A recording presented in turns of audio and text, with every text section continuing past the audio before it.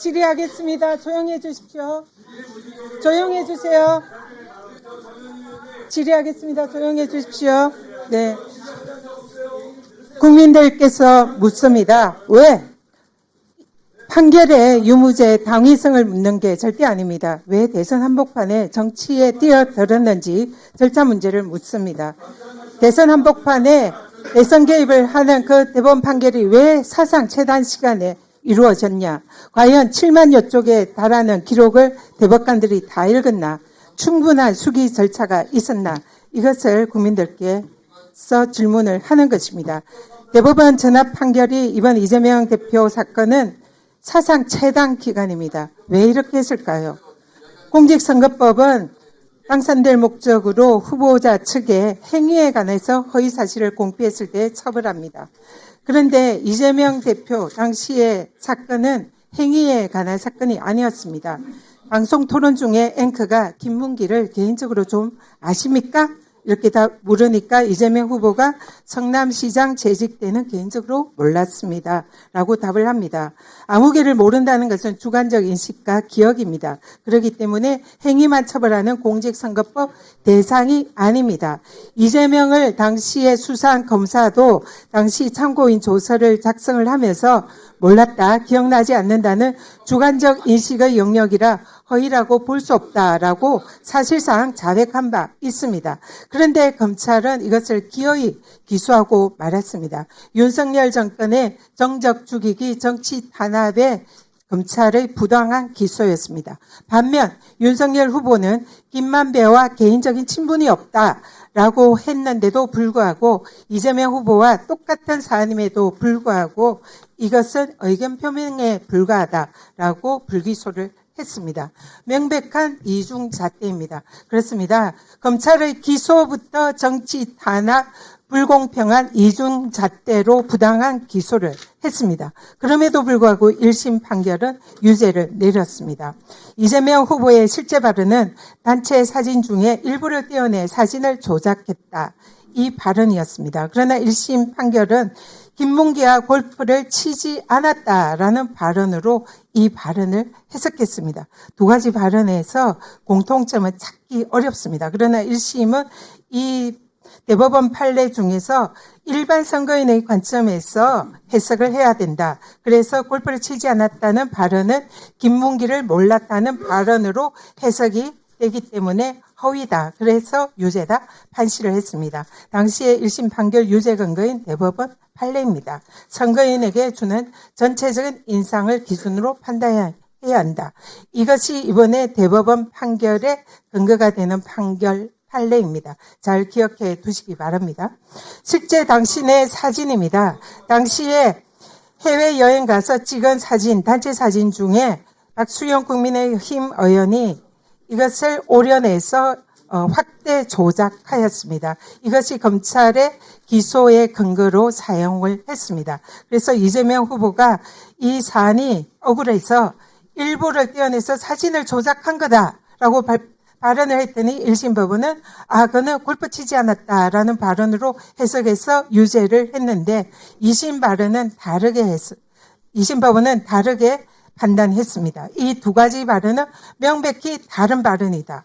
1심 판결은 유추 해석과 추론 해석 금지 원칙에 위배된다. 이렇게 판결을 했습니다. 제가 정말 묻고 싶습니다. 이 두 가지 발언이 과연 같은 발언으로 보이는지 사실 질문을 드리고 싶습니다. 2심 판결의 무죄 근거는 대법원 판례입니다.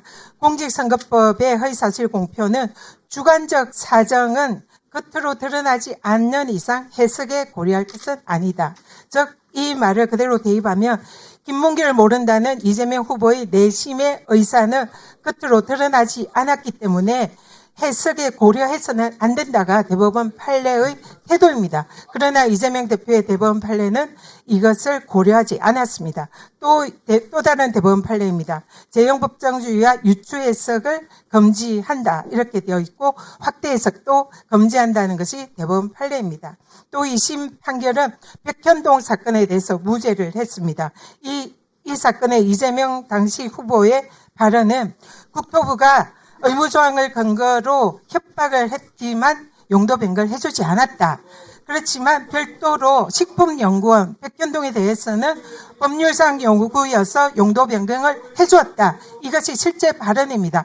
그러나 검찰의 공소는 짜집기 했습니다. 1번과 2번 발언의 일부만을 짜집기 해서 사실관계를 왜곡했습니다. 국토부가 의무조항을 근거로 협박해서 식품연구원 부지를 용도 변경해 주었다는 전혀 하지 않은 발언을 한 것입니다. 그래서 여기에 대해서는 2심 판결에서는 허위로 무죄 판결을 한 것입니다. 2심 판결의 무죄 근거는 또 다른 대법원 판례는 다소 과장이 되어도 허위로 볼 수가 없다. 그리고 목적을 추론해서는 안 된다. 추론하는 것을 위법하다.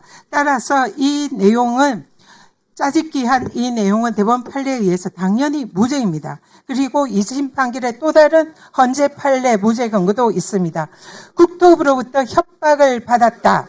여기서 행위의 주체는 국토부입니다. 헌재 판례에 의하면 행위의 주체는 후보자여야 합니다. 제3자의 행위는 처벌 대상이 아닙니다. 따라서 국토부가 협박을 한 것은 처벌 대상이 아니고 이재명이 협박을 한 것이 아니기 때문에 이것은 무죄여야 합니다. 그리고 또 다른 헌법 대법원 판례에 의하면 선거 토론 중에 한 발언은 일방적으로 적극적으로 허위 공표를 해야 합니다. 그러나 이재명 후보는 앵커의 질문이나 사회자의 질문에 소극적으로 답을 한 것이지 고의적으로 답을 한 것이 아닙니다. 그렇기 때문에 기존의 대법원 판례와 헌재 판례에 의하면 명백한 무죄임에도 불구하고 유죄 판결을 했습니다.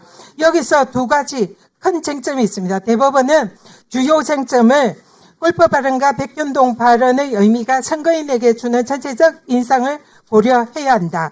이것을 쟁점인데 이건 1심 판결 판례와 똑같습니다. 또 쟁점은 국토부가 협박한 사실이 있는지 여부가 주요 쟁점이라고 했습니다. 전혀 사실이 아닙니다. 이재명은 당시에 국토부의 협박을 받았다고 인정을 했습니다. 그럼에도 불구하고 용도 변경을 해주지 않았다는 것입니다. 따라서 대법원에게 국민들이 이재명